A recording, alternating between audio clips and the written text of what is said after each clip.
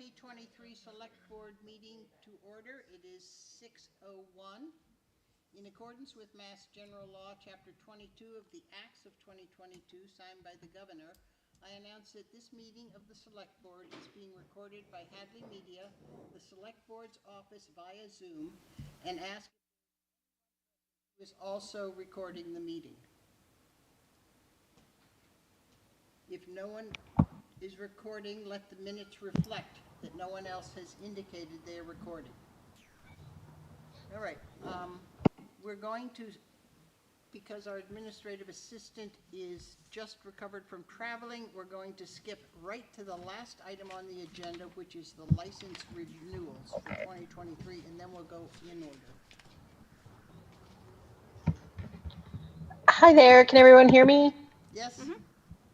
Okay, great. Thank you for taking me out of order, I appreciate it. There is an attached list of the latest round of licenses there for y'all to review. We do have 2 more outstanding that I just was not able to get in due to me being out sick, but hopefully they'll be ready for the 1st. But all of those licenses are ready for approval, and I would ask that y'all vote to accept them for the renewal for 2023. Jennifer, do you need these categorized, or can we just do it as presented? I would just do it as presented, Molly, because it's such a small grouping. I don't want you to take 5 votes for 6 licenses. Okay, I'll make a motion to approve the licenses that have been presented to us this evening.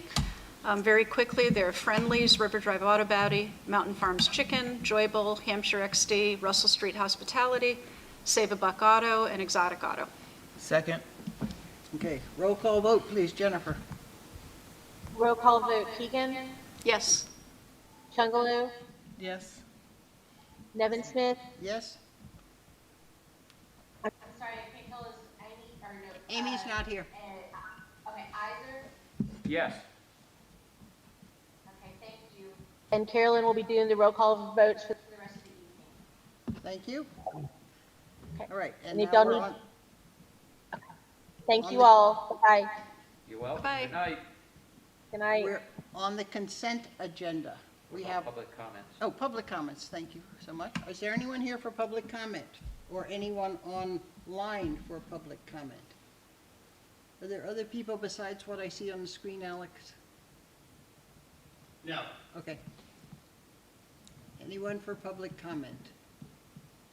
All right. Now we'll do the consent agenda. We have warrants AP 23285, AP 2328, AP 2327 insurance. Minutes from November 17th, 2021, December 1st, 2021, December 15th, 2021, April 6th, 2022, April 20th, 2022, April 27th, 2022, May 5th, 2022, May 18th, 2022, June 22nd, 2022, July 20th, 2022, August 17th, 2022, and November 2nd, 2022. So moved. Wait, we have the use of the town common for the Asparagus Festival and a 1-day liquor license for the NEPM Asparagus Festival. So moved. Is anybody here from Asparagus Yes, Festival? Marie's here. Hello, Marie. Hi, everyone. Good, thank you. Do we want to pull that for discussion? or- Amy? Yeah, let's pull it for discussion. All right, so we're going to pull Asparagus Festival for discussion, and we're voting on the warrants and the minutes. So, I have a motion. Do I have a second? Second. Second by Amy. All those in favor? Aye. Okay, the Asparagus Festival. Do you want to say something briefly, Marie? I just want to say thank you all for looking at the proposal for this next year. We're really excited about bringing it back again on the first Saturday in June, and look forward to working with all of you. Thank you. And have you all talked to our police and fire and everybody else at DPW, everybody that's involved? Yes, thank you, Joyce. We did. We met yesterday with all of the departments so that we'd have a to-do list and things to be thinking about and working on. And we intend to, and we will take those recommendations on board for our planning. So thank you.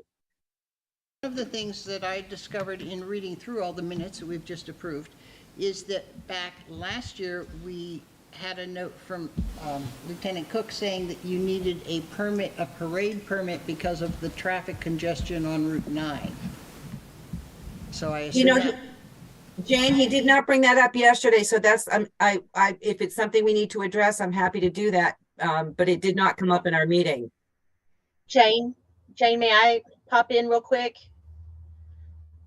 I'm having a horrible feeling that I didn't put their application on to the public consent agenda for y'all to see. Did I actually add that, or did I just think I did?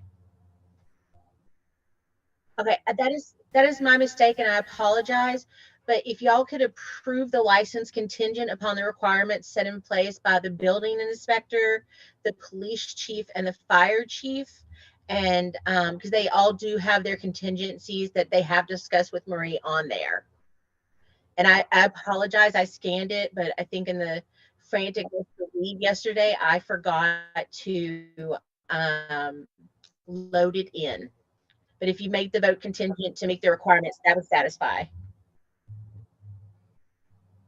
The use of the town commons and the one-day liquor license for the Asparagus Festival, subject to final sign-off by the chief of police, fire chief, DPW director, and building inspector.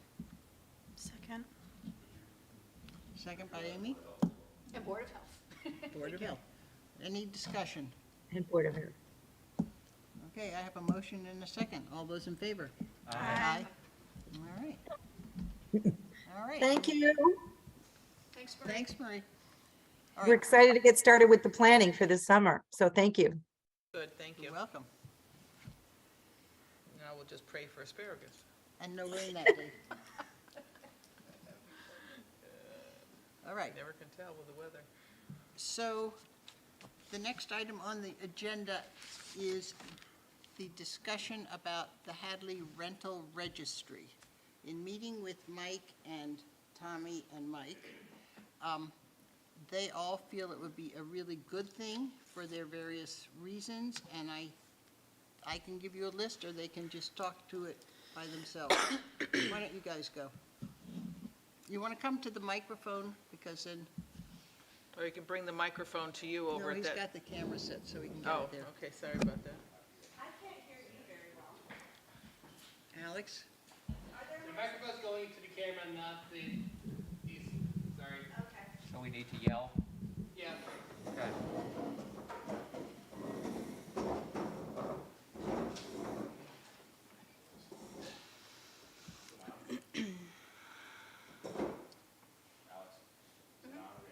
Get it closer to you It's guys. already on. Get it closer to you. I've heard people complain they can't hear from the microphone. So I'll start. We were talking with Jane, we've been talking with Jane about this for a while. It has, likely less to do with the police department than it does with fire department and building. But because of the fact that for enforcement purposes, it's often the police department that is the first one to locate these issues. A lot of the times, some of the problems that we'll discuss are houses that are rented out to college students. And for whatever reason, whether it be, the owner of the residence allowing more than what is safe or should be allowed within the house, or the lessees, for lack of a better term, renting out portions of the house to their fellow students.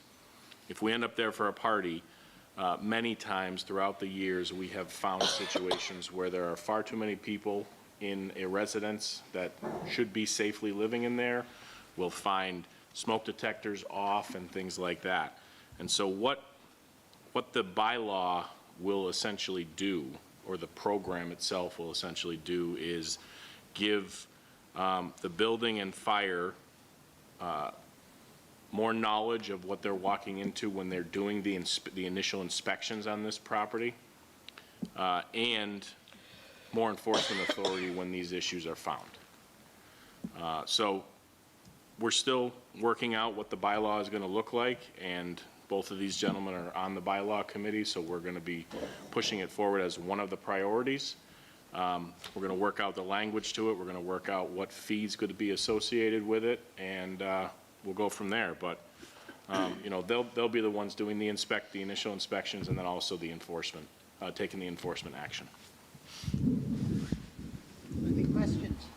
So the, one big thing that would help is the fire department would get a call for CO smoke. And when they go out there, whether it be the chief, deputy chief, or another member of the department have to call out, there's an illegal bedroom, things like that, the smokes aren't up. And this, we'd do an inspection during the time the students were actually in and be able to see what's there. We'd include the Board of Health. Board of Health would be there as far as enforcing for unrelated in a, you know, single family and things like that. One big pro to it would be that we'd know winter occupancy in town. You know, do we add 1,000 more people that we don't know about and things like that? I don't know how it would help financially or whatever, but we'd know, you know, what we have off-season, or I should say school season. We're also finding a lot of the apartments that they're adding bedrooms in places that just aren't safe. So attic spaces, basement spaces with no egress or, you know, to building code. So that's a concern. We're usually finding these when the fire department's getting called at 2 in the morning for smoke detector going off or whatever it is. The other part is the Nixle system, our reverse 911 essentially.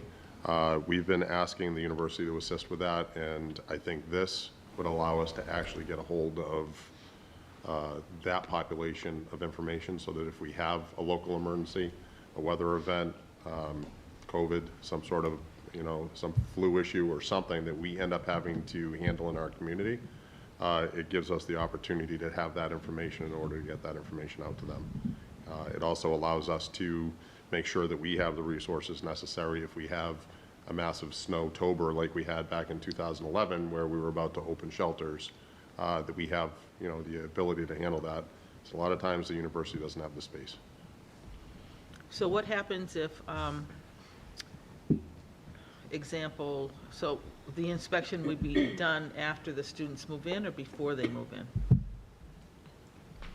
As far as timing, I'm not 100% sure that that's really worked out, but what it comes down to is there's a lot of rental properties in Hadley where this occurs, and anytime, correct me if I'm wrong, anytime a lease agreement is made and either people are moving into the property or it's changing hands, an inspection has to be done.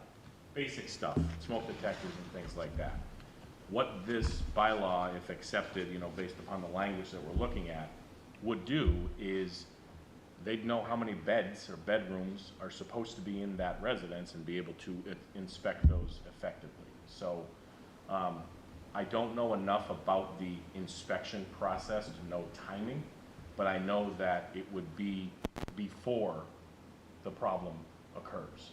They'd be able to go in there and say, this is a 3-bedroom house, you have enough to rent to 3 college students, and if we go there and there's 14 beds, you know, I mean, we found them right down the road back in the day where we walk in and there's just mattresses on the floor and no smoke detectors in the house. I mean, just a death trap. It would help. I'm just saying that because I had rental property myself at one point, and so everything was where it should have been, detectors, all of that stuff. I went in, and at one point, everything was gone. The batteries were out of the things. The electrical plug outlets were off. The switches were off. I mean, they just like, whatever. So, I mean, if something had happened to that house, I would certainly think that it would behoove the property owners to have inspection before the kids move in there so that you actually know They have evidence. what Correct. is actually going on in case something that does happen to that house. Yep. I think that was the intent of it as well. And we do have good relationships with a lot of the, you know, the folks that own some of these. And they actually appreciate the fact that when we're going through there, we're taking a look because they don't like getting the calls from their fire alarm companies or from us saying, hey, listen, all the smoke detectors are gone. And like I said, it's not always the homeowner's fault that, you know, batteries are missing or whatever. And we'll get every excuse in the book. Like, we've asked them to be replaced. We've asked for batteries. But when you find the detector on the table and it's not up, all of them in the entire apartment, then usually it's something else. So I think it's a good So opportunity for us to have a baseline. Who is this intended to cover? Is it just for people that rent to college students? It would have to cover all rentals, or it would be discriminatory. And you're going to require a permit, correct? Anybody that rents is going to require a permit to be able to do that. And I'm assuming it's just for non-owner occupied buildings? Correct. That was the intent, yes. Okay, that makes sense. So the state has a 5-page list of housing code checklists that is supposed to be enforced in towns where they have where there are rental properties. We've never done anything like that. This would help us do that. One of the potentials for the bylaw is to have the landlord hand to the tenant when they sign the lease a piece of paper saying, this is what your lease says, and we're going to do inspections, and these things need to be covered. It's just another way of contacting them. The other thing that I found when I was working with Dan and Sue about putting together a list of rental properties, and there are just under 200 in this town that are not rented to family members. So, That you know of? That we know of. that, well, it's checking, so where does the bill go? And, you know, Who pays in cash? no, the tax bill goes somewhere. Does that go to the address where the property is, or is it going somewhere else? Goes to the owner. It goes to the owner. So if it's not going to that property address, one can assume that it's a rental property. I wonder how, I know that it seems, do you have any data that would express, you know, it sounds like everything is really geared toward people that are renting to college students. And I know that it was brought up that it was potentially discriminatory, but we're all really renting at will and people are signing leases at will. So I'm not sure how you could construe Tennessee it. at will is totally different than a year-long or 6-month lease. Tennessee at will is from month to month. Well, right, but, you know, can it technically be construed as discriminatory if we are asking for people that are renting to a certain group of people? Have you ever found non-students to cause problems? Maybe Yes. we could speak to that. Yes. So I would say it's across the board. I think it's a good idea across the board because it's not just students. We do have rental properties where we're seeing severe hoarding issues, and the landlord's actually reaching out to us for help on it. Or again, the smoking in the space where they don't allow smoking. I mean, we have some big properties that are managed by big companies that we're dealing with illegal smoking in it right now, and hoarding issues and concerns that we end up having to go in as, you know, the fire department and the building department to try and manage it and assist them with it. And I think there's probably a lot of houses that we may not know about that aren't, you know, maybe it's just one or two people, not, you know, it might not be a large group of students or whatever, but, you know, the big thing is for us to do outreach as well, so educating the students and also other folks, so that if they need assistance with, you know, installing smokes if they don't have them, or making sure that they have the right protection in there, that's the other purpose of this. The other thing that Tommy was alluding to is I checked the list of properties against the street list.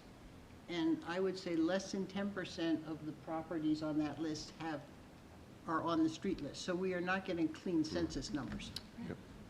One other thing with the landlords that we just did recently, we had more than once, that the tenants are subleasing.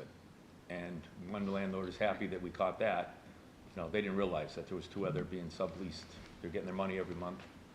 But So we if have they- this all noted, you know, during the inspection, who should be there, and So if they have The 3 amount of people. bedrooms, they can't have a roommate within that bedroom, correct?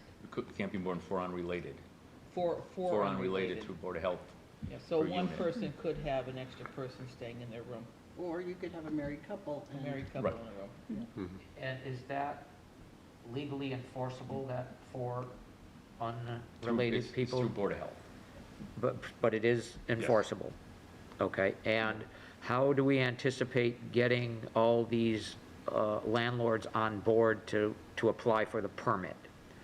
What's the process going to be for that? Well, I can tell you that, and I brought it up, but Mike put together a good program when they were dealing with the noise bylaw and the keg, that keg bylaw, or just, reporting it.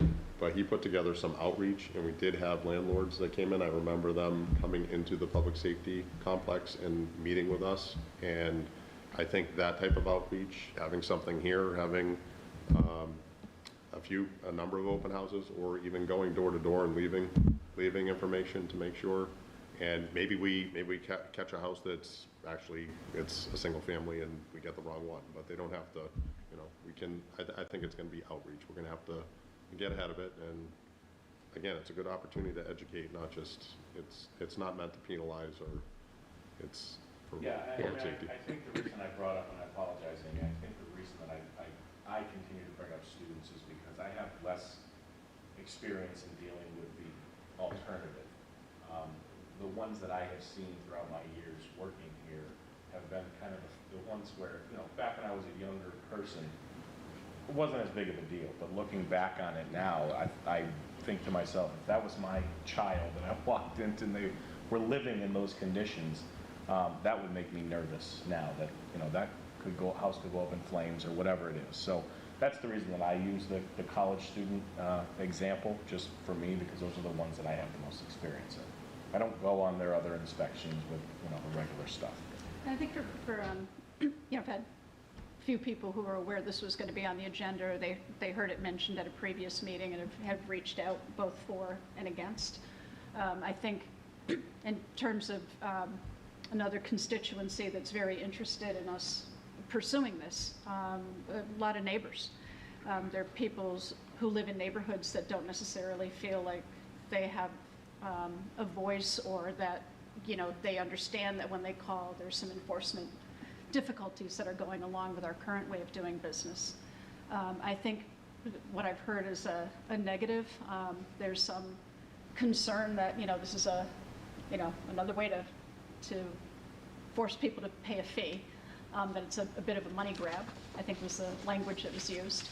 And then also concern that, does this mean that we're adding a whole nother layer of inspections, and that means we have to hire additional people to actually be able to carry out the bylaw. And I think from what I'm seeing, there's an Amherst existing bylaw that's part of our board docs tonight. That was just there as an example.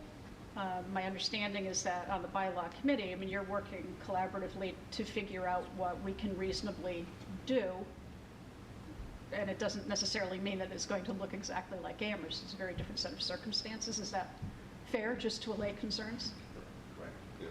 And Yeah, I mark mine up in a lot of different places and parts that I think in don't really apply. in regard to charging people, or a money grab, which I don't believe it is, what I know about going rents in Hadley, which is anywhere from $2,000 almost to $5,000 a month, a small fee for a registration does not seem to be overwhelmed. And it then lets inspection services, whether it's fire or Board of Health or building, have sufficient funds to get the staff they need to do it properly. And again, for people who don't know, existing businesses need to go to the town clerk's office and get a DBA certificate, and you have to write a check. So I think anybody who does business in town is used to having to pay some fee. And I'm sure you'll come up with something reasonable, as Jane said, relative to the income that's generated on these properties. Looks like we're a high rent district. We are. We definitely are. I'm quite certain there are a multitude of houses in town that have more than 4 unrelateds in them that have been that way for a very long time.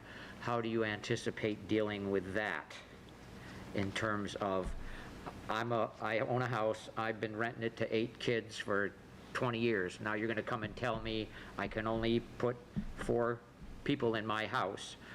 I'm gonna be not very happy with you, so how are you going to deal with me? We've had it before, we let this, they're obviously not gonna throw out of the semester, so it goes through to the next semester. And as far as it's worked, they've cut it down to the 4. Or you can expand your septic system, because most of the rentals are not on the sewer line. Okay, so here's an interesting point for that, and just to let you guys know, I am in favor of what you're doing. I'm not, You're playing devil's advocate. yes. Title V says that you have to have 10,000 square feet of land for every bedroom if you're on a septic system. So that needs to be factored in to somebody that thinks they can just say, oh, okay, I'm going to upgrade my septic system. So, But it's also a reason to say you can't have 8 people if you don't have a septic system that's designed for that. right. Do you think this will be ready for annual town meeting, or are you looking to the fall? It's something, it's gonna be work in the progress, just wanted to start. I don't think so. Okay. There's a few other things, priorities that we've been working on. All right, well, thank you for the update, and keep us informed. Thank you. All right, fire department, you can stay there. Fire department can stay. Fire department can stay, use of Russell School and use of North Station.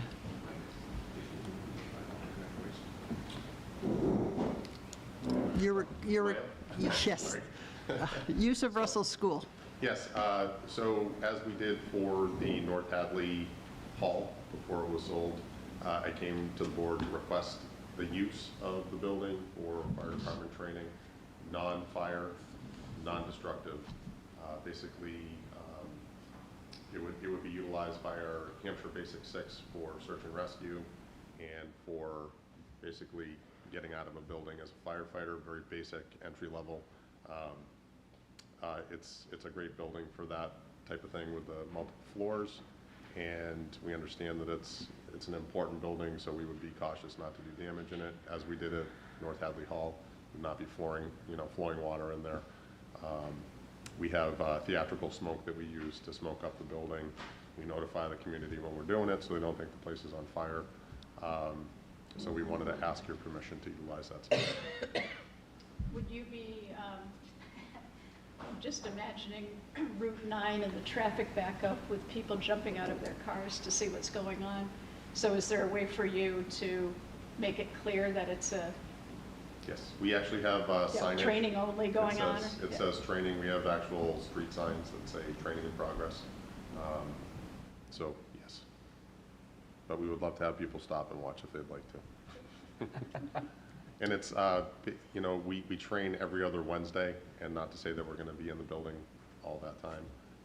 And then the Hampshire 6 that we do, the Basic 6, it's 3 times a year, and it's 6 Sundays. So it's Sunday from 8 till 3, so it's not all the time. I'll make a motion for the fire department to use of the Russell School for training. Second. Motion and a second. All those in favor? Aye. Opposition? Unanimous. All right. North Station location for your burn, Use of North Station. use of North Station I just wanted to do a location. follow-up on that. So Joyce obviously was part of that build-out, and we had actually planned to, at some point, have some type of a training facility there that would fit with the location, again, for our Hampshire Basic 6 and then also for our local firefighters. I don't have any definitive information on it yet right now, but we wanted to make sure that you are good with us still pursuing that. At some point, we may have an opportunity to get a training trailer, basically, that we understand that there's requirements under planning that we would make sure that they were aware of, and also make it respectable to the area, so there wouldn't be any complaints. Again, it's all clean burn. It's we're only allowed to do it so many times a year, based upon DEP, but it's a critical resource for us to get new firefighters just we're talking basic of basic heat, so that we can actually evaluate them to see that they're going to be able to go into, not great atmospheres and make sure that they have the training they need to do that. It's basically basic of basic until we decide if they're ready to go to the fire academy with the state, where they get a whole separate level of training. It provides for ladder training, roof training, search and rescue, again, putting in hazardous props where they have to escape from being trapped under things, hose evolutions, bringing hose lines in. And it also would be, useful for our tech rescue team that also needs training for folks that get trapped under trucks, under tractors, or inside of structures that collapse. So that's what we're looking for. We just wanted to give you just the heads up that we are pursuing that, and we just wanted to keep you informed on it. We did actually put piping in, so we have a hydrant out back, and we actually pre-prepped for any potential electrical needs, so the conduit has been put in place for that as well. That was all part of the design and the build-out. Do you need a vote for this? No, I just wanted to keep you up to date, and I'll have more info. I just wanted to make sure if there were any questions or concerns that I would bring forward to. Are there any questions? No, this trailer is used by many departments. It's just not stationed in one place, correct, right now, right? Everybody has the ability to. Yeah, no, folks would be Train coming with to it. us to train, but it's on wheels, it can be moved, potentially. I'm not saying that that's the one that will be coming, but yeah, we're looking into it, and I just want to make sure everybody was aware of it. Good. Looks like somebody's got a hand up. Yes. Sue? Sue? Sue, you have your hand up? Looks like she's frozen. Unfreeze. Not knowing what Sue's going to ask, but liability protection, we have all the appropriate coverages. That might be what she was, I That's had what I'm actually just asked her thinking. about it. I had actually asked Sue about it, and if we were covered, and that was one of the contingencies of me coming to you. She did say it was covered under the general liability, I believe that's what it's called. But if she'd like to, if there's something different that I'm not saying correctly, I did ask Sue That for would that. also be true for the Russell School, I assume, our general. I think that's what you might be asking for. That was for Russell School. Making me put on my mask. She's cutting out and seeing if she can come back in. This has been an ongoing cold for 6 weeks. That's right. It tests negative for COVID. Several times.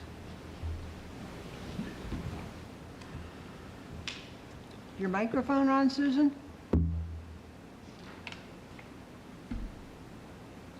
Maybe she just wants us to wave to her.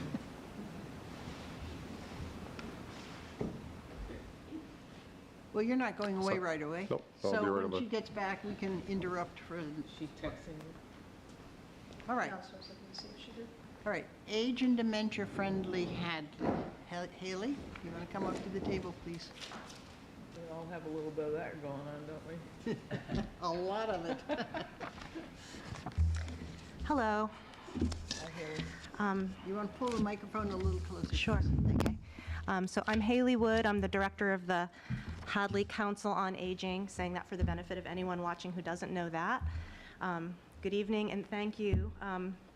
I think that all of you, select board members, are aware that the Council on Aging, with the support of a community working group, have been working on an age and dementia-friendly Hadley assessment plan, which has recently been finalized and completed.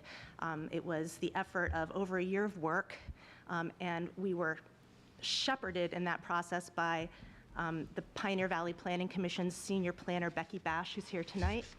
And what I'd like to do tonight is simply ask you to read that report. It's about 40 pages. It's actually a pretty good read. And what it does is analyze the town of Hadley as a place for aging in place, whether, assessing its vulnerabilities and its strengths in various domains that the age and dementia-friendly movements embody. So tonight, I ask that you, and maybe I'll just give a little bit of context. Our working group started in April 2021. I invited community members and my staff to form the group. And we have another wonderful volunteer here tonight, Michelle Diamond. In June of 2021, Carolyn Brennan and David Phil submitted on our behalf a letter of commitment to the AARP Massachusetts chapter. And then in September, we developed, with the help of Becky Bash and the Pioneer Valley Planning Commission, a livable Hadley community survey to ask residents, particularly people 60 and older, for their perspectives on the various aspects of aging in this town. And so that data, as well as other things like the survey and the census, informed the finalized plan, which was completed just this past November. So what I'm asking you tonight is, and our age and dementia-friendly working group are asking, that you read and consider the Age and Dementia-Friendly Hadley Community Assessment and Action Plan, which is one of your board documents this evening. You've also received a printed executive summary, which is somewhat shorter, and give some thought to adopting that. And at the next meeting, I would ask for adoption. I want to give you time to ask me questions tonight, to talk and to read and think about it.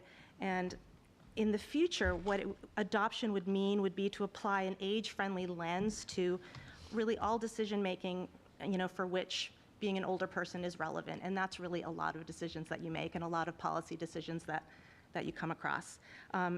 Particularly in regards to the priorities that emerged in the report, that were the priorities that came from people who took the survey: housing, health and caregiver services, and transportation. Those were the top areas of concern that survey respondents identified as being areas that we could work together to improve livability in Hadley.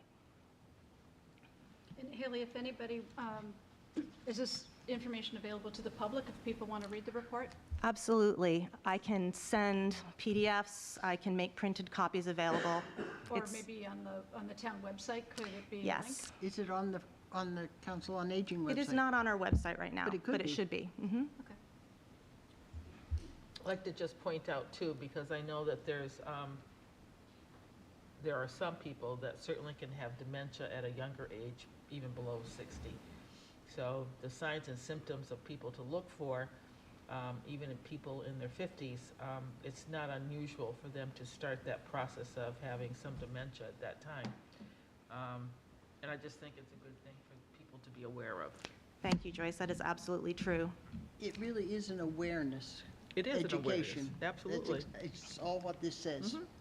Well, I will point out that 13.3% of people in Hadley over the age of 65 have been diagnosed with Alzheimer's or dementia, so it's a highly relevant disease that many people and their care partners are coping with. And what we hope is that reading this survey, thinking about it, and will broaden awareness and sort of train people to be thinking about how we can better respond to these needs and how we can increase our competency. Because even though our senior center is designed to be age-friendly, we struggle to support the true needs of people who have debilitating memory loss and the people who care for them. And that's one of our ongoing priorities, is to find ways to substantially support them and to find ways to support caregivers.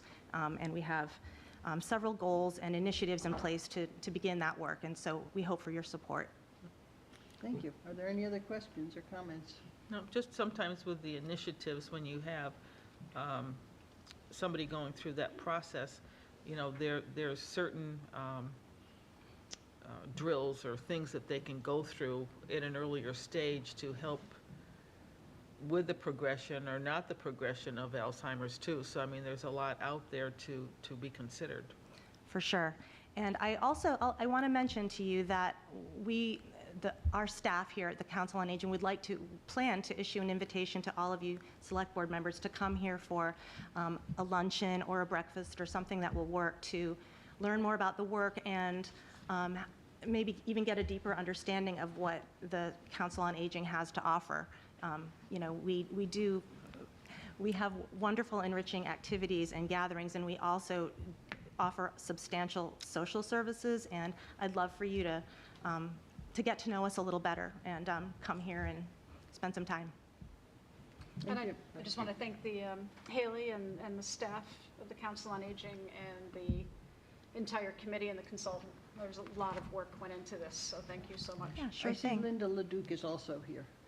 Yes, oh, sorry to not acknowledge Linda. Linda has been a committee member from the beginning, and she's a board member, and she is the person that I consider one of our strongest allies, and who's working as a communications assistant, as a senior tax work-off employee here, and is also beginning the work to establish a dementia-friendly business initiative that would help create, through the Amherst Chamber of Commerce, to encourage businesses to think about how they can particularly meet needs of people with dementia and their care partners. So thank you, Linda. Thanks, Linda.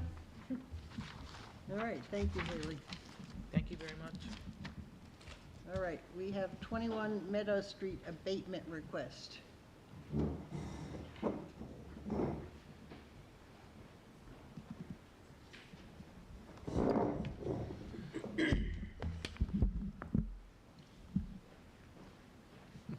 Good evening. I would recommend to deny the abatement, excuse me. The water went through the meter. There was a known leak in the residence that was reported to the collector's office, and I would recommend not giving the abatement. And I spoke to one of the owners a month or so ago and explained the process that we go through when these things come before us, and explained to this person that it was basically his responsibility because it was inside the house, not the town's. He understood what I was telling him, and he also brought up the issue that I asked you at the last meeting about whether we have the ability to monitor this before it's too late and let people know, and you've answered the question that we don't have that ability, so I will tell the owner that we don't have the ability to monitor and forewarn when there's a water leak. If water users could keep track of their own water bill and what they paid in the last quarter, they could notice a discrepancy in the amounts. Yeah, but it's after the fact, I think, is the point. It's after not the like fact. while it's happening. Right. It's true. Right. Yeah, But we do it quarterly, so Right. it's not going to get, it used to be every 6 months. that's right. So there's a better window for catching it, if you will. I'm going to make a motion to accept the recommendation of the DPW and deny the request for a water and sewer abatement. Second. Motion and a second. Any further discussion? Anybody here in the audience about this? All right, I have a motion and a second. All those in favor of denying? Aye. All those opposed? Unanimous? Thank you, Scott. All right, DPW Highway on Call. Who's speaking to that? Jen? Scott? What is? I can start. So currently the two on-call foremen, the supervising foremen, are compensated $14 and change a day, and we would like to increase that to 40. That's the current rate of the current union is getting 40 a day, and with that compensation, their responsibility level is going to also change. Right now, they kind of just field the phone calls and direct them to the proper location. With this being implemented, if there is a problem, that they would be responsible to come in and be the acting supervisor of that problem. Right now, currently, most of the time I come for those situations, and it would take some of the load off of me too, that they would be obligated to, in an emergency situation, be available for supervision of the jobs. And Scott, just as another data point, not that this just isn't the right thing to do, but, I mean, how much of an impact on your budget would this be? There is some, but it is from water, sewer, and highway, so it's split up over Split 3 up. budgets, so the impact is somewhat minimal. Yeah. And this is all contract negotiated, correct? We don't have to do an MOA on it? Currently, they are non-union, but their union was accepted by the board, so I'm assuming that this is going to come before you sooner than later. I just feel that being a little proactive in this is going to be helpful to us. So I'll make a motion to accept the recommendation for the on-call stipend to be raised from $14 to $40. Second. Motion, second by Amy. Any further conversation? Vote, please. All those in favor? Aye. All those opposed? Motion passes unanimously. All right, private way acceptance. So acceptance of street. Do you want to talk to this, Randy? I could. What's before us is an issue on Birch Meadow Drive or Lane Road, whatever it's called, where there is a homeowner. Is that where you live? No.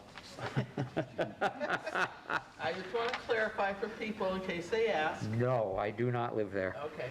Anyhow, so there's a homeowner trying to sell a house, and in the title search, the buyer's attorney found out that Birch Meadow was never accepted by the town because it was never submitted for acceptance by the town. So there's a process that we have to go through in order to bring the road up to standards that are acceptable to the town before it would be accepted by town meeting. I was at the site today with Scott McCarthy. We looked at various things that he has issues with that I will, either Scott or I will talk to the homeowner who's trying to sell his property, get those items squared away. There's got to be a as-built plan submitted that's acceptable, and then there's a Who's the owner of the subdivision? well, it was Kevin Michelson, or he had a corporation called Sam J, and he went bankrupt, I believe. So there is technically all the people that own houses on the street own to the middle of the road. So that's a process that we'll have to go through. Every homeowner's going to have to sign over their interest in the road to the town before it can be taken at town meeting. And the document that we have on board docs is from town council explaining the process. And I think it's just a heads up to us so that we can be aware of what's coming down the pike. And it's got to be approved by the planning board, the select board, and then at town meeting before the road will be accepted. I was going to say that it originally originates from the planning board, correct, Jim, is on these subdivisions? The developer and the plans for a subdivision are usually originated with the planning board, with them having some agreement with you on how to finish the subdivision.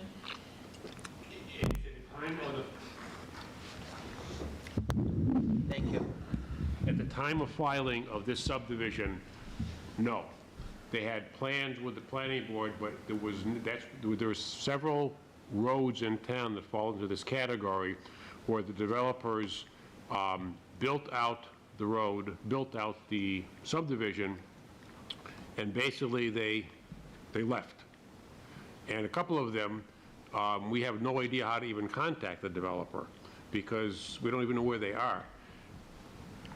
Several years ago, we put controls in place that when a subdivision plan is submitted up front, you will give us a description of the road and an agreement that this road will either forever remain private or at the completion of the subdivision, you are turning the road over to the town to be accepted. Some of these older subdivisions, that was not the case. This is one of them, and we're in this predicament where the people want, I mean, most people in town want the road accepted to be to be their town to own it. And most developers want the town to own it, but there are a few, like the routine developers, Ron Berkium, for one, God bless his soul, he was very diligent. I built this one out, you're going to accept the road. I'm working on this one, you'll accept the road. He was rigorous on making sure the town took over his roads. Some of these other developers that would put one and done, that's where we run into the problems. And this is where the predicament we're in.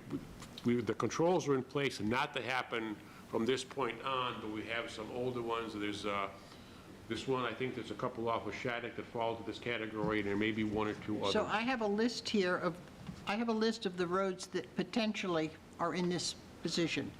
Bayberry Lane, Birch Meadow Drive, of which we speak, Colony Drive, Crystal Lane, Indian Pipe Drive, and Nicky's Way. Yep, a lot of those last several were Ron Berkium developments, and his heirs are taking over, and I don't think we're gonna have any problem with follow through on those, but the Bayberry and the Birch Meadow would definitely fall into this category. I mean, we're addressing Birch Meadow, but Bayberry is one, and the problem with Bayberry, like at least with this one, we found out that the homeowners own to the middle of the road.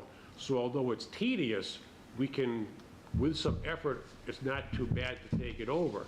Whereas I believe Birch Meadow, Bayberry, the developer owned the road, and now we're gonna have to work at town council. It's gonna be a whole different predicament to take that one over. It can be done, but it's just a lot of work. Jim, I think during my tenure, we did Laurel,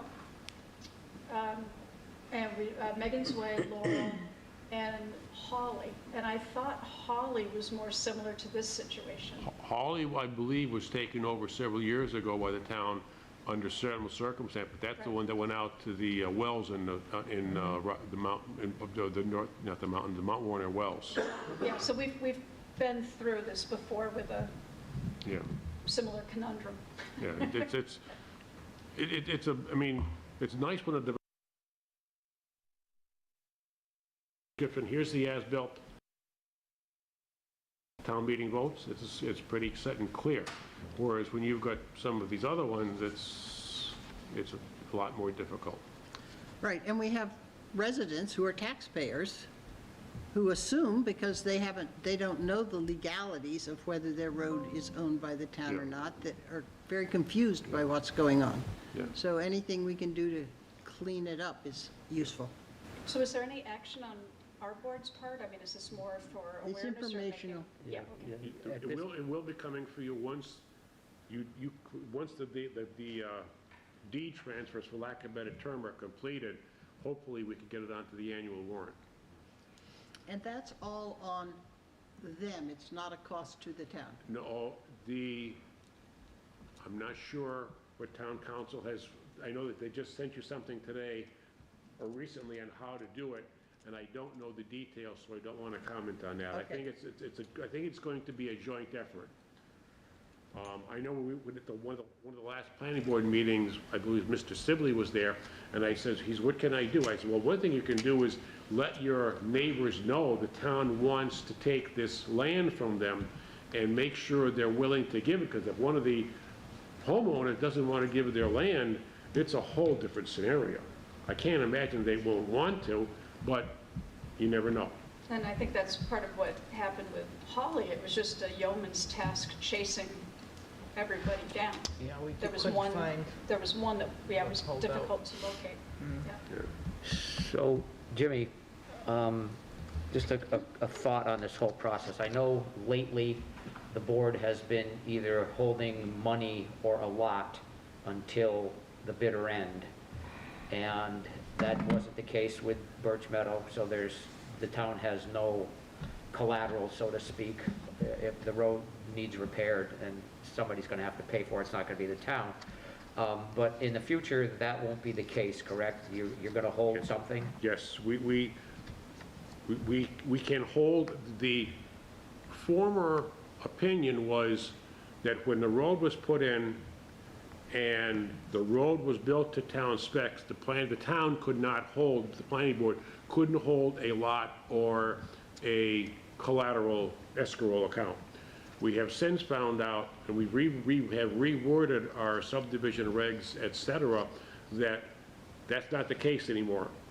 We're gonna hold one lot or an escrow account of such until that road is accepted in the case to make sure that you put it in. Plus, up front, the developer is going to be submitting a statement that says this road will become a town road or will forever not be a town road. And that's forever not a town road is unlikely. I just can't imagine that's gonna happen because the people, a homeowners association is going to be responsible for that road, and who's gonna wanna do that? And then one last comment. Is it not standard practice to wait until the last house is built and then the final coat's put on the road of blacktop, or is that not? Normally, that's the case, but I believe we have accepted town roads when it has not been 100% built out. A lot of that has to do with DPW. What kind of condition is the road in?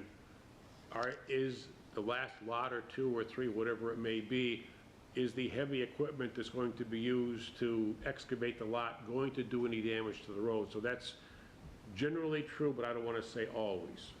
With a lot of it is working with DPW to make sure that the road, when it's turned over to the town, is in good condition. Last thing you want to do is have the town accept a road that needs a whole bunch of maintenance right away. Thank you. Thank you. So Jane, just to answer your question, and I know Bill has probably had a chance to read it. We were in a meeting when it came Right. in, so you haven't seen it yet, Jim. There will be a cost. Okay. There'll definitely be a cost as far as legal fees and other expenses, so I don't want you to think it's just a process and then a vote. There will be a cost, but I think if you read this, and I have way more confidence in Bill interpreting this, but it looks like in the view of a taking, which is what this is sounding like, again, I'm just reading it for the first time while we're sitting here, there will be a cost involved. It's more than just some steps to take. It won't be a taking if the people are willingly give. If we find them, yeah. Okay. Any other comments? No. Thank you. Well, I see John Sibley's on. I don't see know him, if but he's I got don't see a anything to hand. say. John Sibley, would you like to say anything?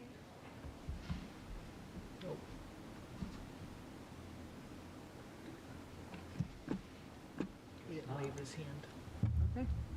All right. Before you move on, obviously, just to comment on this, myself and Randy were out there today, and just moving forward, we're gonna talk to John and give him suggestions, and as far as DPW involvement is none at this point. I just wanna make, okay. Yeah, that's the way I see it. It's not the town's responsibility to repair the road, to get it up to snuff. All right. Thank you very much. Thank you. You can stay there, Jim, you're next. You got my paperwork. So we've had a committee working on the Hadley Housing Production Plan, and Jim is here to give us a quick overview because it's very long and, Yep. The Hadley Housing Production Plan was a grant that was applied for by the planning board middle to early last year, 2022, was granted, and it was a study that was basically about finding or determining how to move forward and maintain and possibly increase the affordable housing stock in Hadley. The committee included myself, Sean Barry, Andrew Gnotic, Mark Howard, Molly Keegan, and Dave Story. The report was issued about a week or so ago. It's roughly 40 couple pages long. The first 30 or so pages is all about facts of Hadley. The last 9 or so pages is about recommendations and suggested actions that the planning board will follow up on. The first 30 pages are basically facts that included some survey that was done. And there's some really interesting facts. You've got a little brief spreadsheet sheet in front of you. And some of them, one of them really shocked me, and it probably shocks most people. And it has to do with the median household income in the town of Hadley. It's just under, let me hold it up. Is it? Yeah, that's it, yep. Just under $87,000 a year per household. And that explains a lot. That explains a lot why when Hadley applies for grants, we get the short end of the stick and they says, no, you're a wealthy community and you don't get anything. The average median income for the Hampshire County is $73,500, over $13,000 less. We are even higher than the state median income. The state median income is $84,380. The poverty rate in Hadley is 6.7%.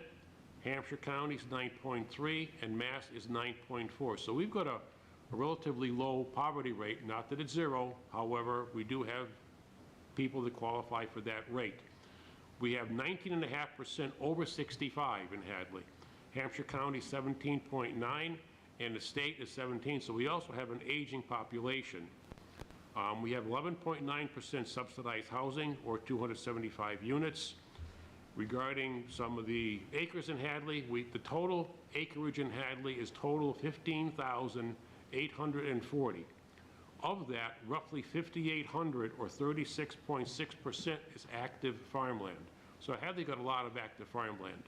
Of that farmland, approximately 95% is protected by either APR or Chapter 61A. That 61A has, I'm sorry, that's 5,490 acres is protected in some way.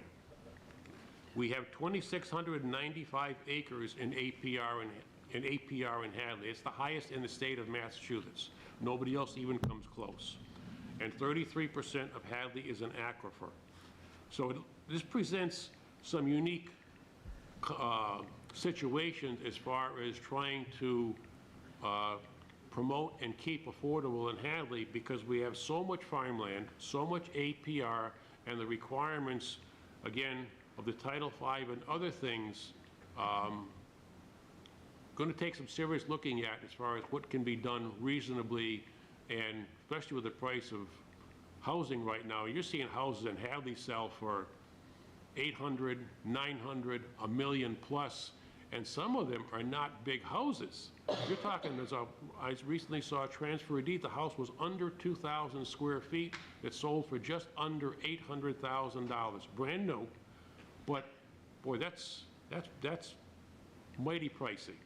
Anyways, this report requires the approval, signatures of the Board of Selectmen and the town and the planning board, and then it will go to the state. The state has the, is it DOCD or HOCD? DOCD, I believe, has already preliminarily approved the draft, so we're in good shape with that. We just got to correct, we found a few, thanks to Jane, I've got a few little errors in there, nothing serious, but I've got to call into PVPC to correct them. And once we get a corrected copy, we both boards need to sign this, and then it'll go to the state. And what this completed copy or completed plan helps is down the road, should somebody apply for affordable housing grant in Hadley, this is a step up or an extra point, if you would, on the chart to approve the grant. Yeah, you know, negative median income kind of knocks us all over the place, but it is what it is. And it also, because we're over the 10%, and we're doing this, it greatly helps us in case somebody tries to jam anything that we don't want down our throats as far as affordable or stuff like that. Thank you. So basically, we're going to read this in the next couple of weeks and think about it. We'll discuss it again next week, or next meeting, and then conclude. Yeah. And if I could just add one other thing to touch on what Jim said. Something that people should know is that there were a significant number of respondents to the survey. And so as you're going through and looking at each page, one of the things I found fascinating were some of the absolutes that I've been told over the years about how Hadley feels about certain things. Maybe it'll open our minds a bit to how many of these respondents really are feeling about housing and various possibilities for location that will help inform any future development and zoning changes. Can you answer one question, Jim? Because a lot of people will ask, How come other communities don't have to have the percentage of housing that we have? Right now, we're good with what we have. And I know there's some things coming off and going on or whatever, but why do other communities not have to have a certain percentage? That is an incorrect statement. Every community in the state of Massachusetts is supposed to have 10%. A lot of them do not. However, I'm going to use Bill Dwyer's famous quote. Town of Plainfield probably has next to none, maybe 1%. However, what is the drive for people to move and live in Plainfield versus Hadley, Amherst, or Northampton because of the area you're in? Hadley's at 11.9%. Amherst and Northampton, I don't know what they are at, but I don't know that either one is at those numbers. But they are getting pressure to do something. And, you know, Sunderland was just had Chapter 40B shoved down their throat a couple of years ago, where they put a whole bunch of housing in, and they're getting more housing because they didn't have the 10%, and they're putting in, I think it's off of Shattuck Road in Sunderland, their half of Shattuck Road, they're putting in a monster development that was just approved by the ZBA. And they're actually building, in the process of building right now, Yeah. senior housing over Right, there that's too. in the center. No, well, it's up through North Main. Oh, okay, yeah, right. Yeah. But, so the other towns are, a lot of it is depending on the demographics of the area. Those that don't have 10%, and some developers are, yeah, I can, developers will make money on the subsidized housing because of all the state grant money that comes in and pays for this, et cetera, et cetera. I don't know all the financials of this and how it works, but I know there is obviously some money to be made by some developers for doing these kinds of things, and where they can see $1 to be made, or, you know, more than a couple of dollars, they're going after those towns because they can get away with it. Whereas Hadley's at the over the 10%, we're not seeing that kind of pressure, but some of the other ones are, and I'm just going to use Sunderland as the example. Thank you. Okay, thank you very much, Jim. Before we go on, Susan, are you in now that you wanted to say something to the fire chief when he was talking about using the buildings? Where are you seeing her? The bottom right. Bottom right. Oh. She's not waving. There she is. She's trying. Gurgle, gurgle. Oh, Wrong one. that's Dee Dee and Tommy now. Alex. Tommy's here. Jane, I think she could text somebody. All if right. she really wanted to. Okay. Text Molly. I don't do that. All right. Whoa. Sorry to interrupt. Do you mind asking Becky Bash? She had her hand up, and I think she had I'm something sorry, to add Becky? in Becky? regards to age-friendly. Becky was the lead person on the age-friendly and did a brilliant job. No, Dee Dee and Tommy are on again. Yeah, talk. Thank you, Manchester, talk first. Then no change. I didn't actually have my hand up, but no, I'm just listening. Becky, sorry. It's okay. And thank you for all the work you did on the report. All right, moving along, we now have the Russell School Survey. Dan, do you want to join Court?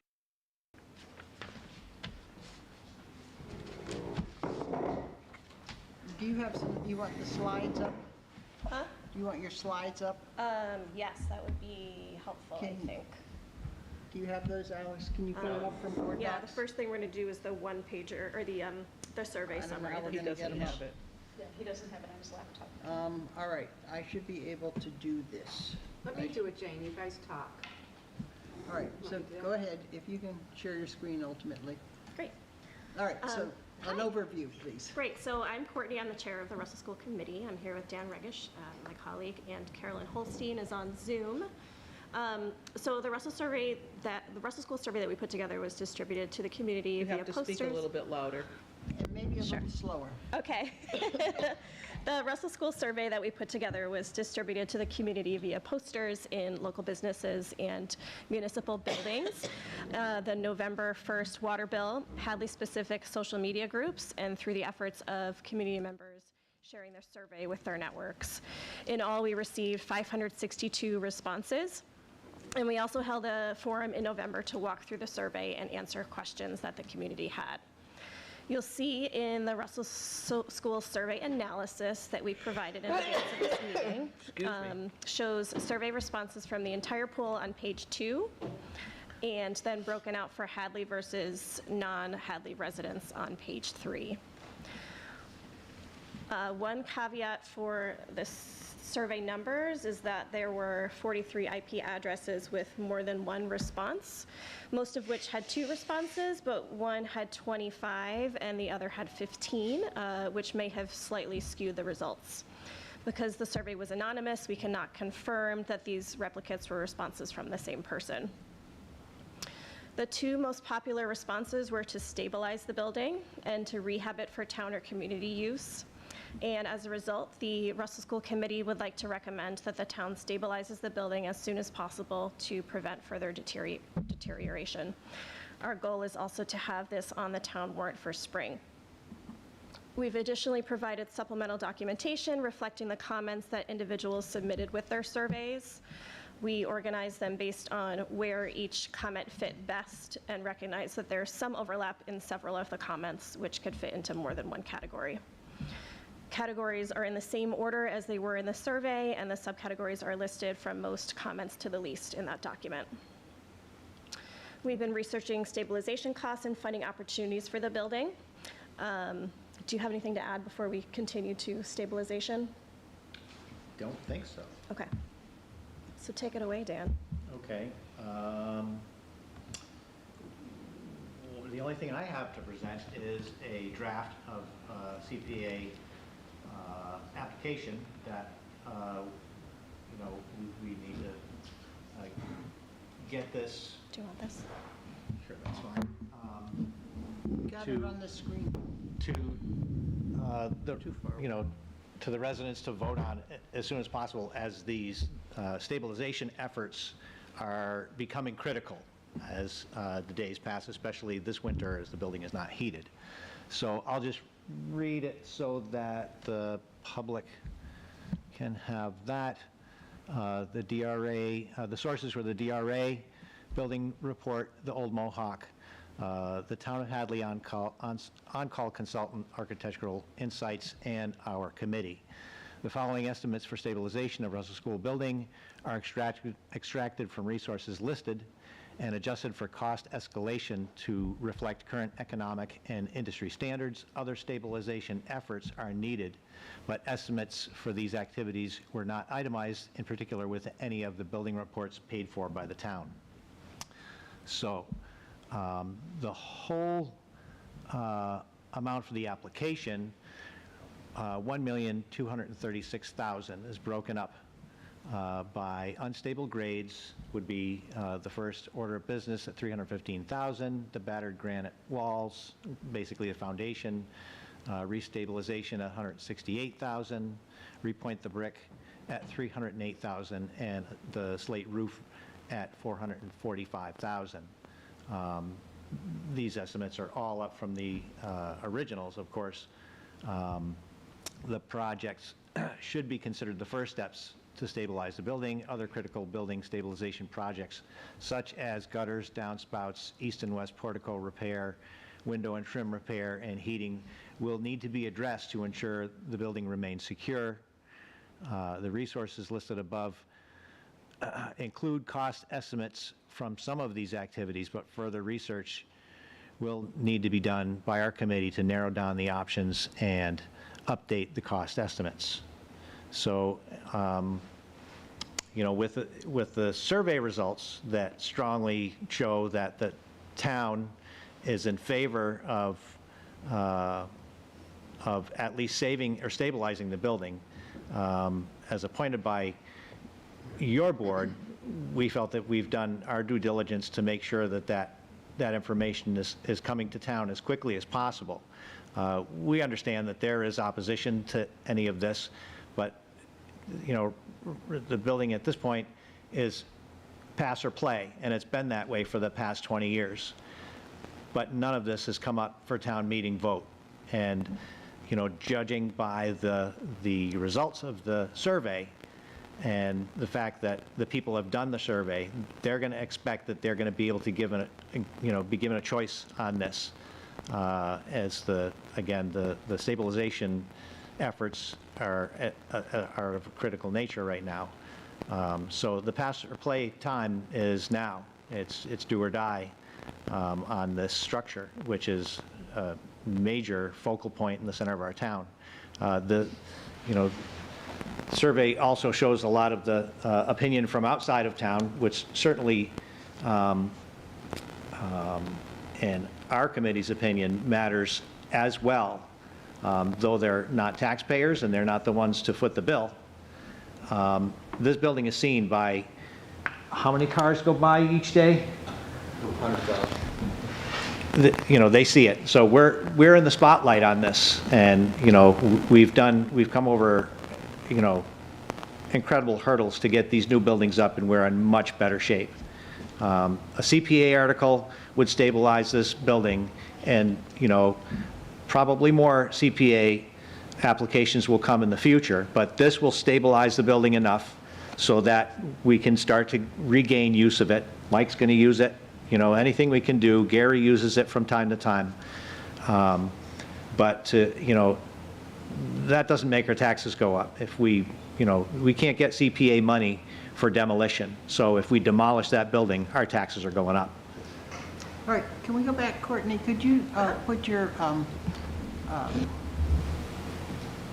data on, can we put Courtney's data on the graphs? Which file? That's the survey. The survey. Yeah, that one. All right, so the first one here is, do you want to talk to this, Courtney? The overall, the one that's on the screen? This is town residents, right?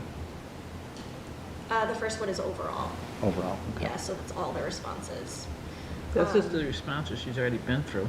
Right, but this just graphs it so you can get, she talked about it, but this is the graph that shows you what they actually were saying. So would you like me to walk through it? Do you have questions? The next one for people who don't have this in front of them. Okay, sure. So our first question was, how important is it to you to preserve the historical Russell School building? And just about half said very important. Just under 20% said somewhat important, and then a little bit more than that for not important. The most popular response for the level of support for the following options was stabilizing the building with CPA, with community preservation funds. The second most, at 45%. The second most popular at 43% was retain and rehab building for town use. The third was leasing to a nonprofit organization with preservation restrictions at 23%. Lease to private entity with preservation restrictions, 17%. Sell to a nonprofit, 18%. Demolish building and retain land, 24%, and sell with preservation restrictions, 18%. And the last is demo building and sell land at 7%. Okay. The next slide. So the first section is with just Hadley residents. The second is not Hadley residents.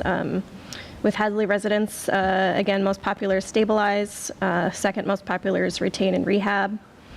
Third is demolish the building.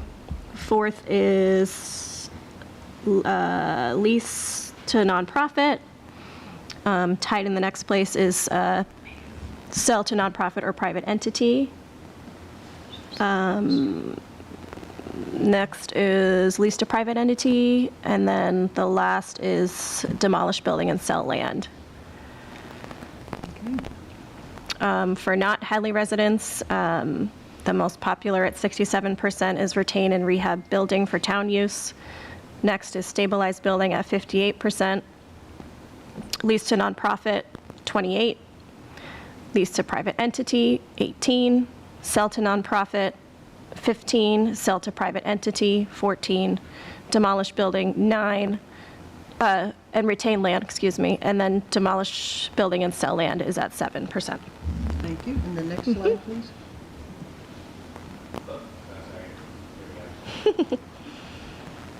And then this breaks out how many people were Hadley residents and how many were, well, I'll just go through it. So there were 432 people who said that they were currently Hadley residents.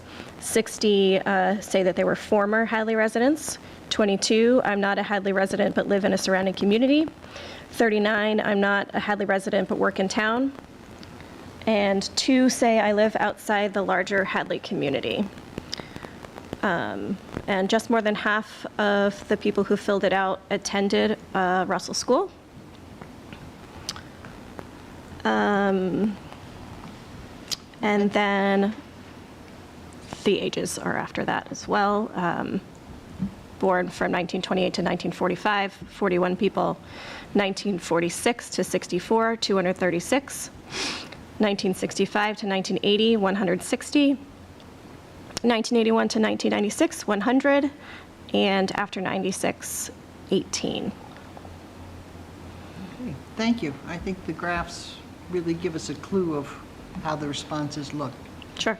I'm not really happy that we're taking into consideration not Hadley residents. You have 72% of non-Hadley residents that responded in the yellow, strongly support, and only 44 of Hadley residents. There's a really, and I don't feel we need to take in non-Hadley residents.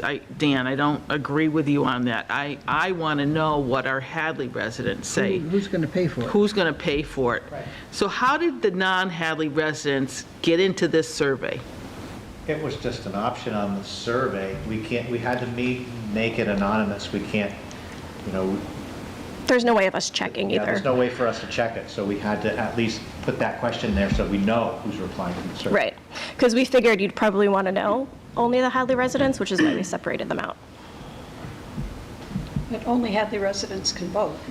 Well, this is true, but I mean, I still don't think we should take into consideration non-Hadley residents, since it's not going to be them in their tax dollar, even though it is CPA money. We, the taxpayers, have put our money into the CPA account. So, sure. So if you, It was probably easier for you guys to put it together since it was Correct. it was done on the internet. So I mean, it was It's still a lot of available, work, I appreciate it, and I'm just sorry that it's kind of No, blurring the picture a I little don't bit. think it blurs the picture. Well, I I think do. what Dan has asked is that we put it on the town warrant. The only people who can vote on whether we use CPA money or not will be the town residents. And what we're doing is finally, we're not going to kick the can, we're going to place it for the final punt. And either it makes it or it doesn't. And I never liked playing kick the can.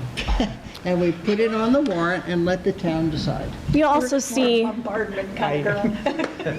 you'll also see when it's, you'll also see when it's separated out under Hadley resident. Still the two most popular ones are stabilizing and retaining and rehabbing. So regardless. Yeah, we just needed to make a way to at least separate out those people. And it's great that they actually put their information there, so we have that. I mean, we know these people aren't going to show up to town meeting. Right. But it's nice to know what they think, but it doesn't really matter financially? No. Does it maybe influence the town and people who are voting? As optics, what are we going to do with this, historical piece of property? And, they're watching, Northampton's watching, Amherst's watching, all the surrounding towns are watching, and they want to know, and they know this is an issue for us. So it's good to, sort of get their input, but it really has no direct effect on how the vote will come out. So at town meeting, the warrant the article that will be presented at the warrant is just going to be a thumbs up or thumbs down. Again, somebody can amend on town meeting floor, but it'll be a thumbs up or down on spending CPA money to stabilize the building. Right, does the, and if, honestly, I asked another member of our committee, wouldn't it behoove us to also put another CPA article application asking people for money for a study to find out what it would cost to demolish and redevelop the site. And, right away, well, that, that's not gonna, you can't get CPA money to demolish. So, we sort of know the answer to that question. And even if the question was there, if the CPA money to go forward with stabilization didn't pass, it doesn't matter. It's going to keep deteriorating. It's getting closer to demolition. Our point as a committee is, we need to get this to a town meeting vote. It hasn't been on town meeting floor for the people to decide. We need to know now whether pass or play. The people who want to save the building are angry, and the people who want to demolish the building are angry. Let's get this over with. All right, so if it goes and CPA money is approved, then we stabilize the building and move forward with how to use it and what to do to fund to get it fixed up. If the CPA money does not get approved at town meeting, then that pretty much says demolish it. Not necessarily. You still have the option to sell or lease or one of the other options on the survey. Well, we've tried leasing. That was not of interest. Certainly. One of the best. Don't you think, though, that we still have that, which I think should be presented also, that we have the opportunity to rent or lease or sell even if we do stabilize it?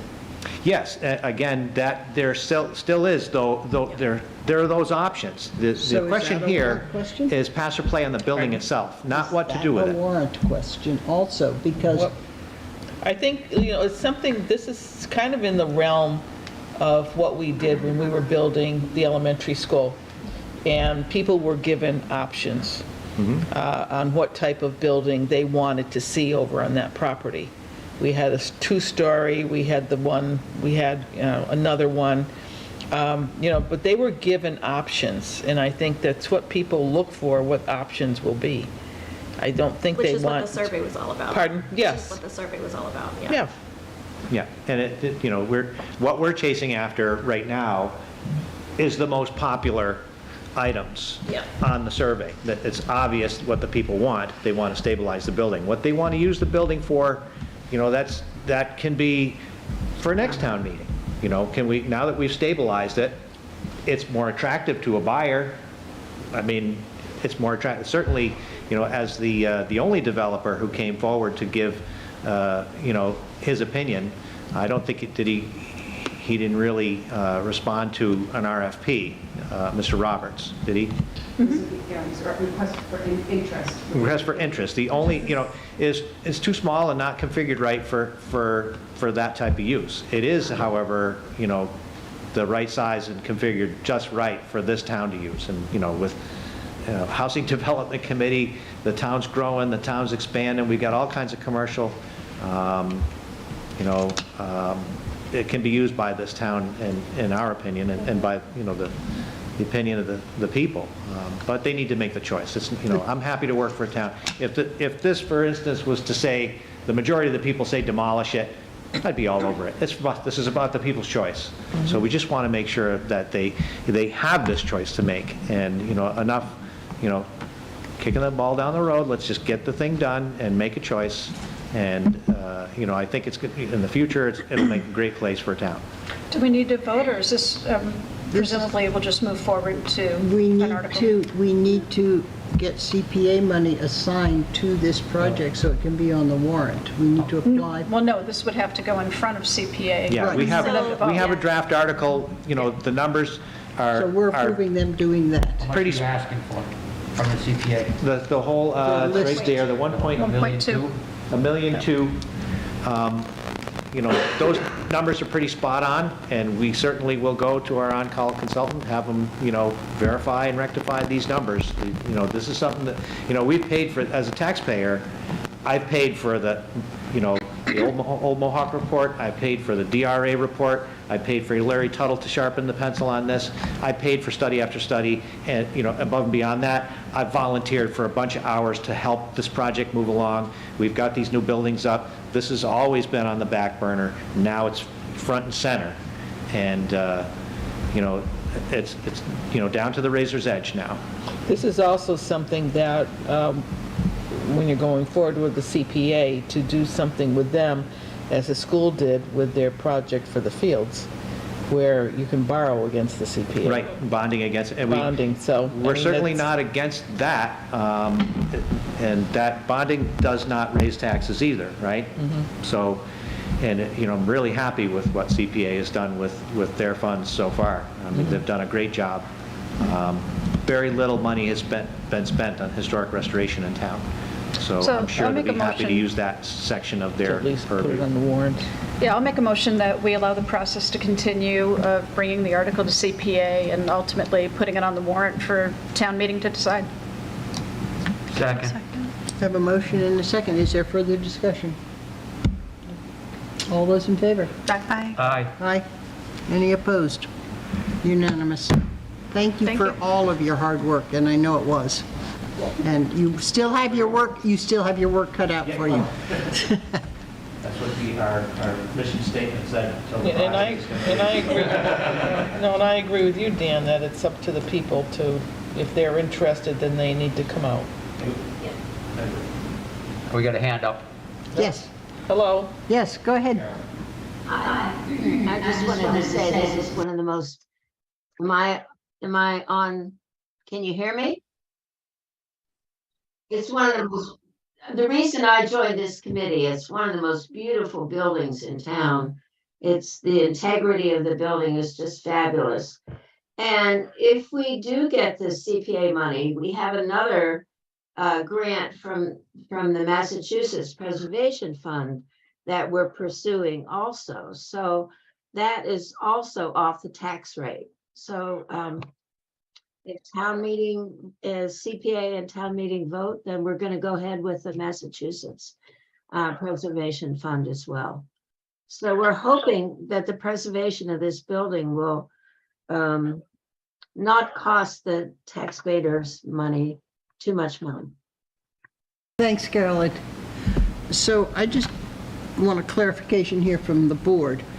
We asked this committee to do a survey for us, and now we're asking them to continue forward with the results of their survey. Is that correct? To look for CPA money, to look for the Historical Preservation Act. We're basically saying, you've got this rolling, keep rolling with it, Right up until town meeting. right up until town meeting. Yeah, certainly if the project does get approved and, you know, the voters say, yes, go ahead with it, you know, once the ball rolls, you know, there'll be an OPM and they'll take much more, they'll be in charge more than this committee anyway. And, you know, we've been through this before. This is not our first rodeo. So, you know, looking forward to see what that brings.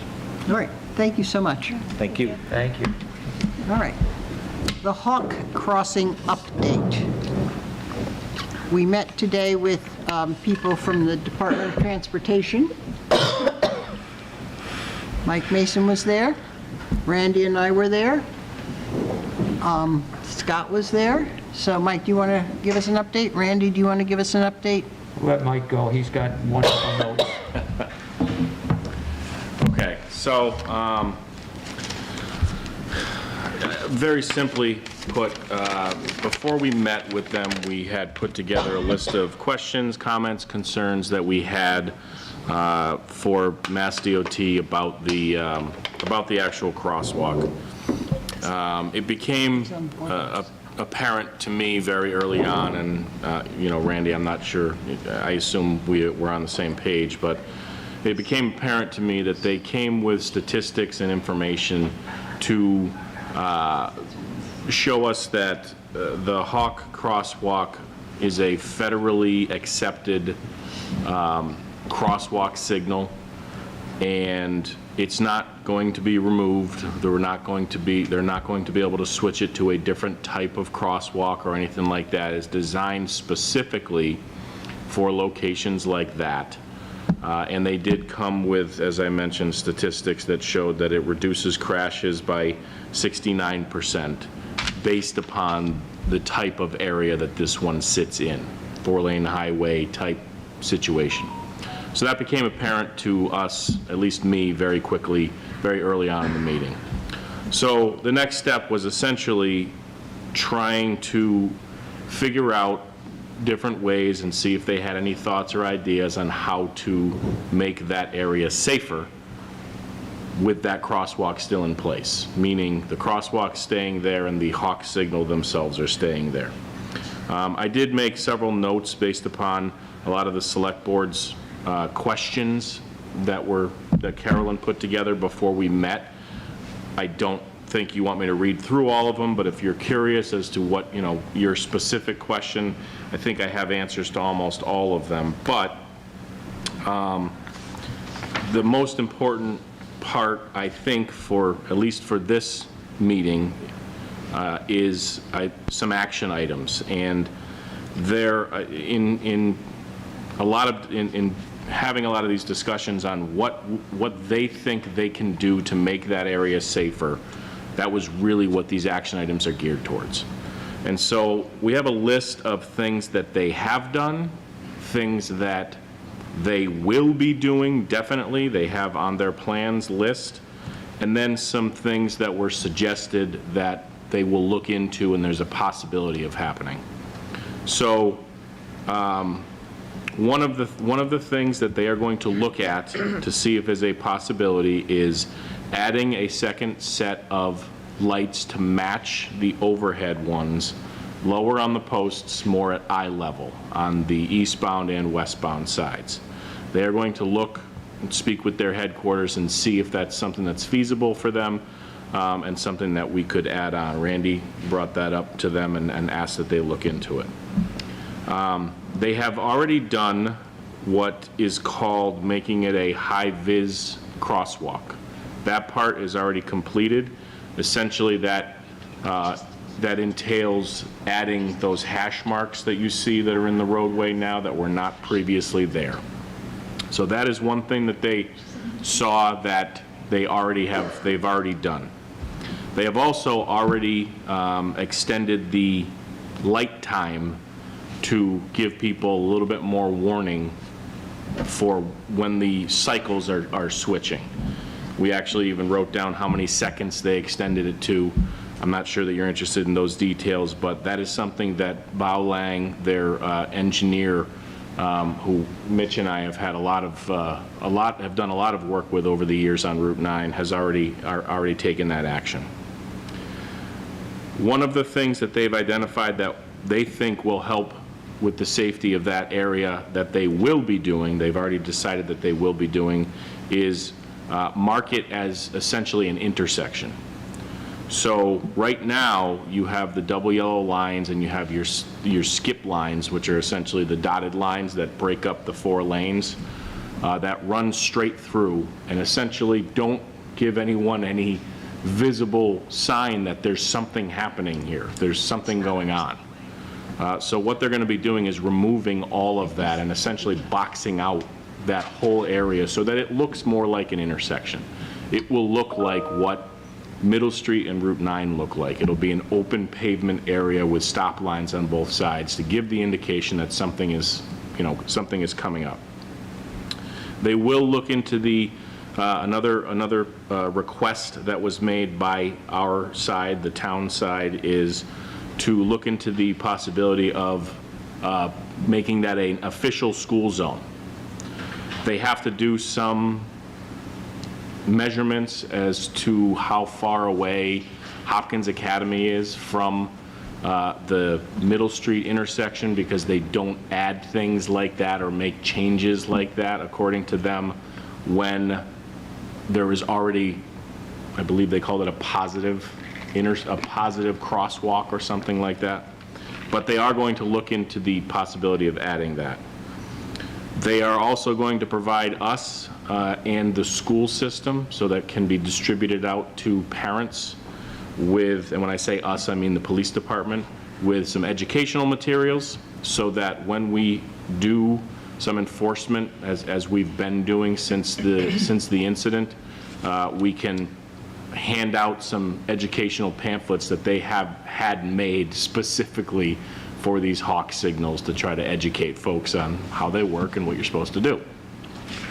And the last thing that they are going to look into that is a possibility is something that they call, one of the concerns that we brought up more heavily than the others was the closeness of the hawk signal when you're heading eastbound, coming from the bridge. We threw out several ideas about adding some warning signals further out. We did bring up actually the discussions that have been had in years past about putting an actual intersection at the West Street area, and brought up, you know, the potential of making some markings in the roadway further out, possibly something that's called transverse rumble strips, which, if any of you have driven Route 2, when it goes from 4 lanes down to the 2 lanes, you hit those rumble strips in the roadway, kind of warning you. And then they have a horizontal strip that's carved into the roadway that supposedly warns drivers but isn't as hard on the ears. Their immediate reaction to the transverse rumble strips is that we will get more complaints from the residents who live nearby due to the noise that is heard as 80,000 vehicles drive over transverse rumble strips.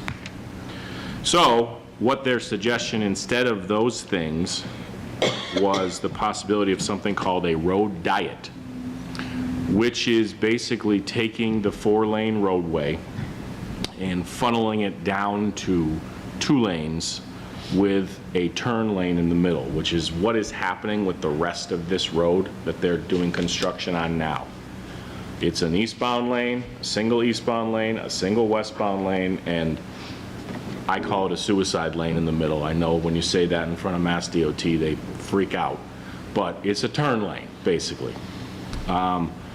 They described this as a road diet to essentially funnel traffic down to one vehicle that can fit through it, which will slow traffic down before they reach the curve to get to the queue area where the hawk signal is potentially activated. But essentially what that means is that you are going to lose your 2 lanes out of town and your 2 lanes into town in that particular area. They described it to us, and I immediately was not in favor of that, but they actually gave us a couple of different areas that they've done it where there is heavy volume of traffic, and I may, you know, take a ride and take a look at some of these areas. One of them was on Route 20 in Westfield, somewhere around there, where it's a similar volume of traffic that they funneled down to 1 lane, and they said we'd be surprised, was their language that they used, that we would be surprised that it doesn't add too much traffic.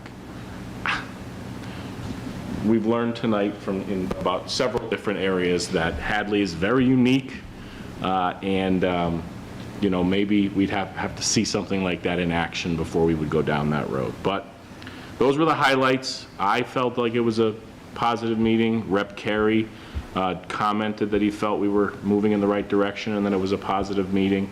And I think there are some places that we can go. And Mass DOT has already expressed that they are going to be doing some of these things in the future. So as far as what the board has to do, I don't know that there is anything to be done by the board, because we were assigned to meet with them and ask them to look into any of these variables which could make that area safer. The things that they're not already doing, they said they're going to look into. And we had a pretty, I don't want to say exhaustive list, but there was several bullet points of concern that were brought up by, a lot of the folks who know about the history of that intersection in that area and have a little bit of knowledge on how it would work. So I feel pretty good that we brought them some solid concerns, and I think that what they gave us back was what they can for now. One of the things that I was surprised at is that they are limited in what they can do according to traffic volume, for instance. Making an intersection on the West Street Common wouldn't work because you don't have enough cars trying to cross Route 9 from one side of West Street to the other to warrant an intersection, which is a strange thing, but they have certain numbers they have to work with. I didn't want to make the meeting any longer today, but my thought on that was, that's because people know they're never going to get across. They don't bother trying. Yeah. Except the farm tractors. Yeah. I love it when they pull out, because everybody just stops. Yeah. They have no choice. I did ask Molly's question if that the select board had commented earlier before this was ever done, and they looked back, they had their notes with them and said, what we have here in the notes, and I'm paraphrasing this, is basically it was the best solution. So the select board went along with it. I was interested because I drive that road in the dark twice a day on my way to and from Connecticut. And, one thing that I know, especially because I'm coming home when it's dark out, and of course there's that house on the corner by Primo's, which kind of blocks. It kind of disables you from viewing it if anyone had decided to cross it. And one of the things they had said was to put lights kind of more eye level to the drivers. And I was wondering, because like when you're on Route 9 going eastbound in Belchertown, how there's kind of like that blind light by Stop and Shop, how you're kind of going up the hill, and then it says it'll say like red signal ahead, it'll be lit up and it says red, and then it'll flash. Yep. I mean, is that potentially, I was surprised that didn't come up as something for eastbound traffic. It did? It did. Oh, It did. I was like waiting for that. Yeah, We well, talked to them about that it. was actually Yeah. one of the first things that we brought up, and I don't want to say they used multiple excuses to not do certain things. I can't remember the exact Line of reason. sight was the issue. Line of sight, yeah, it was line That of was sight. for one, but they also said that back then, when they were doing the road work there, that the select board had not wanted to impinge upon the historic look That- of the common. That was Put for a light street light there. though, Jane. Right. Yeah, that was for the intersection at. So we're just at North talking about Street. what Amy's talking about, which is an advance notice. And there's got to be some kind of technology Oh, I'm that would certain allow there that is, to and happen. that was why we brought it up, because to Yeah. me, it just seemed like that made the most sense for that area. When we brought it up, there was a lot of discussion from their engineer about line of sight distances and which lane you had to be in, and that the way that he expressed it was that there should be plenty of time to see the light. I don't know if you agree with me or not, but I think someone jumped, actually it was Rep. Carey. He said, well, yeah, when I come around the corner at 55, I don't have that much time. 55. Right? Those are his words. Yeah, well, not gonna lie either, I will say that driving at night, you have, lights coming at you, you can't even see the Right. lines on the road, so I'm kind of more focused on my way home, trying to make sure that the car on that side of the road isn't gonna cross over Well, in the that little argument, S area. and it makes perfect sense, because the argument that I used was, forget about where the stop line is and where you actually have to stop if the lights are activated.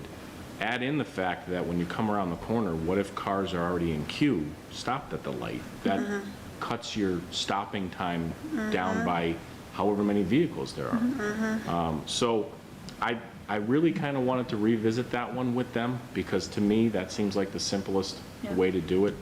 But again, as Jane brought up, they have mathematical equations for pretty much everything, and they generally fall back on that almost 100% of the time. They use these equations for distances, line of sight, amount of traffic, how to set timing for lights. Mitch and I, as I brought up earlier, I have never actually met Bao Lang in person. We're always communicating via email, and we've been doing it since I've been chief and he's been the lieutenant. Getting signage changed and adding signs here and there, and he'll if he can do it, he usually says, yeah, we'll make that change. If he can't, he will come back with, what's the most recent one was the Middle Street and Route 9, where we asked about the right on red. And he said, we can do the right on red from Middle to 9, but the line of sight is not far enough, and there's a school right there, so we don't want people turning right on red where kids might be crossing the street. They just have all these little rules set in place, and I know it's all for safety, but that lead warning beacon, or whatever you want to call it, is something that I want to revisit with them. So what's the next step then? Are they coming back to the town with a proposal of here are the things that we're planning on doing, or? So,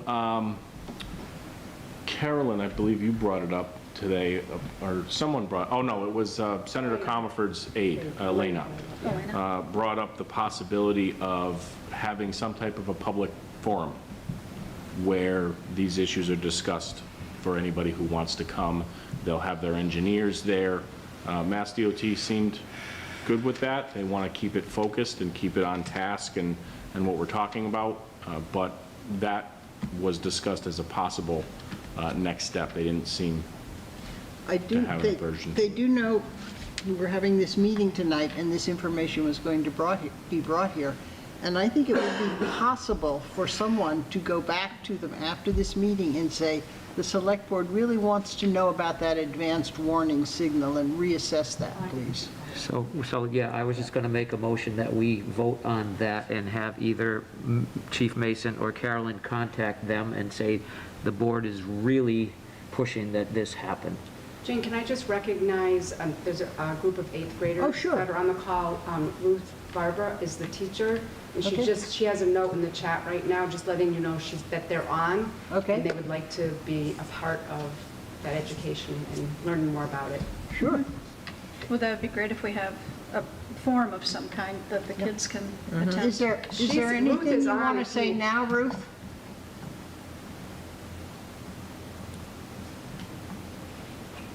Hello, everyone. I just wanted to say hello and thank you for allowing us to join on.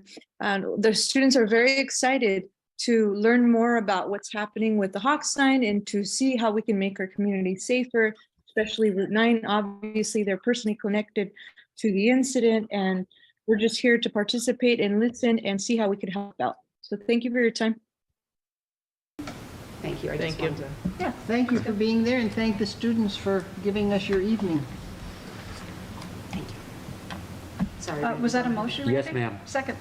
So a motion by Randy and a second by Molly to ask the DOT to reassess the Pre-warning signal. pre-warning signal. Yeah, we'll just ask them to add it to the list of the items that they are going to already be looking into. Okay. All those in favor? Aye. Aye. All those opposed? Unanimous. Okay. Thank you. Thanks, note taker. That was helpful. All right. And on our list are department fees update. If you have looked at the board docs, there is an incredible number of these, and since this has been posted, there have been a few changes, and it's being put into a more orderly form. So we're not going to do anything except say it's here, look at it, and at our next meeting, we will have a better review. Yeah, I just think it's a lot, and I want you guys to be able to really take a look, and then to be able to maybe have a meeting where we would have these departments that are relative to these fees talk about their recommendations. So it's just a lot. That's a lot of people to ask to come for a meeting. It's really not that many, actually. Only a few. You'd be surprised. Building, actually, they're here tonight, and then Park and Rec.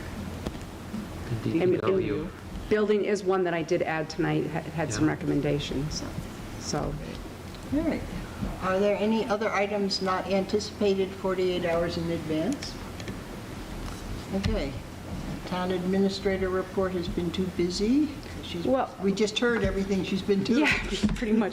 But we just, Linda and I have had a very aggressive approach, meeting with all of the department heads, so we're getting them ready for the finance committee.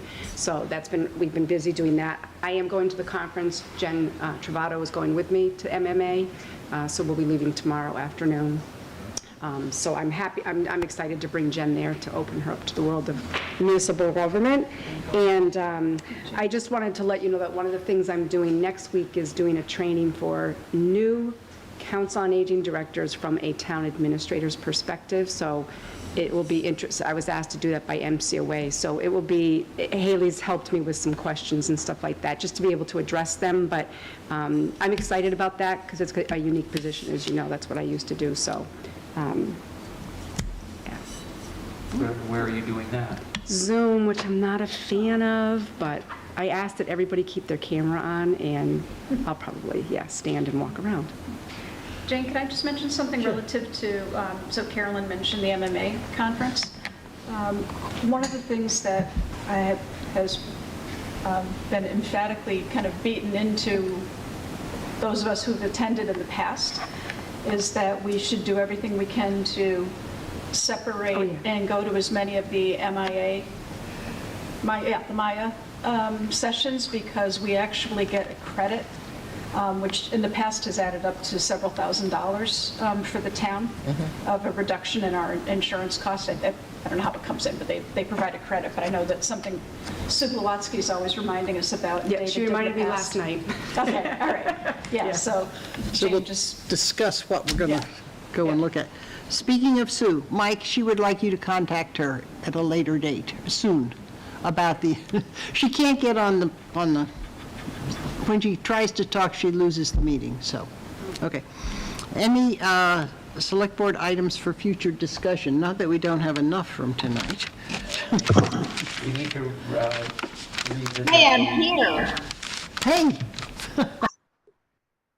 I don't know what happened earlier. Every time I tried to connect, it didn't work. I just want to talk to Mike because the Hampshire 6, if they're not our employees, I want to touch base with our insurance company. That's all. Okay. Thank you.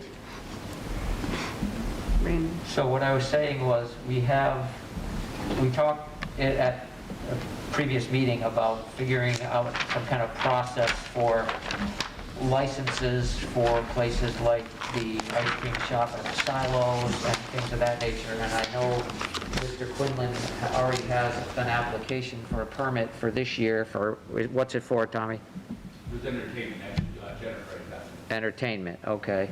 So we're back to where we left off last year, and we've got to get that under control before the season takes off. All right, let's put it on next agenda. Okay. What is involved in an entertainment license? Who can have it? What will it cost? Who oversees it? Exactly. What boards they have to go through. What restrictions? Zoning problems? Okay. Anything else? Announcements? Joyce, do you have anything? No. I'd just like to announce that Joe Comerford and Dan Carey will be at the Senior Center on Monday, January 30th at 3 o'clock. And hopefully people will come and speak with them. Are they just here to interact with residents, or is it something special? Seniors, no, seniors mostly, but residents are, it's open, obviously. Okay. So Monday, the 30th. Yes, at 3. Great. Cool.